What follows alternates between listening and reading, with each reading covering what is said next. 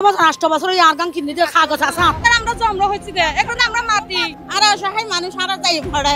শহরের কচুরাঘাট এলাকায় বেলা বাড়ার সাথে সাথে শুরু হয় উত্তেজনা। উচ্ছেদ হওয়া পরিবারগুলো রাস্তায় নেমে আসে। প্রশাসনের নির্দেশে উচ্ছেদকৃত জায়গায় ঘেরাবেড়া দিতে আসছে এমন খবর চারদিকে ছড়িয়ে পড়তেই ক্ষোভ আর হতাশায় ফেটে পড়ে পুরো এলাকা। অবরোধে অংশ নেওয়া মানুষের চোখে মুখে ছিল দীর্ঘশ্বাস, কারো হাতে ভাঙা ঘরের কাঠ, আর সবার মনে লুকিয়েছিল অনিশ্চিত ভবিষ্যতের ভয়। দুপুর 12টার দিকে কচুরাঘাট সড়কে টায়ার বাস জ্বালিয়ে সড়ক অবরোধ করে বিক্ষুব্ধ মানুষজন। ধোঁয়ায় ঢেকে যায় সড়ক, থমকে দাঁড়ায় যান চলাচল। কচুরাঘাটের যে জায়গাটি একসময় নদীর পানিতে ছিল, সেই জায়গাটি ধীরে ধীরে দখলে দখলে ঘনবসতিতে পরিণত হয়। কিন্তু শেষমেশ ক্রয়কৃত জায়গায় বিপাকে পড়েন প্রকৃত ভুক্তভোগীরাই, আর যারা দখল করেছিলেন তারা লাপাত্তা।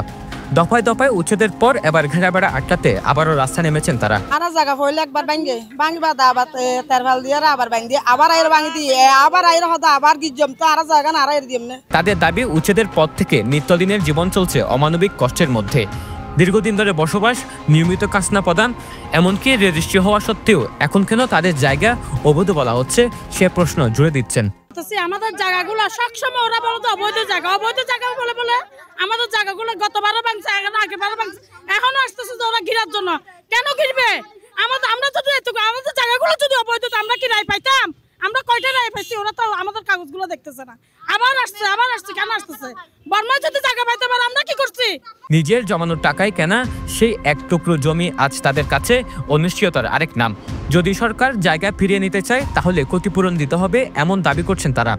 অন্যথায় ঘেরাবেড়া বন্ধ না হওয়া পর্যন্ত তাদের আন্দোলন চালিয়ে যাওয়ার হুঁশিয়ারি দেন। সম্পূর্ণ যা আসিল বেগিল লইয়ের আর জায়গা এখন বসত বাড়ি আসিল একবার পর দুইবার আর অসহায় মানুষ আর যাই পড়ে।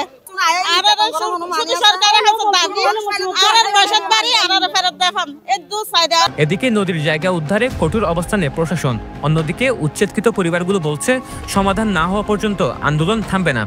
কঠোর অবস্থান আর প্রাণের টান, দুই পক্ষের এই টানাপোড়েনে কচুরাঘাট এখন অস্থির সময় পার করছে। সরোয়ার সাকিব, পেনুয়া নিউজ।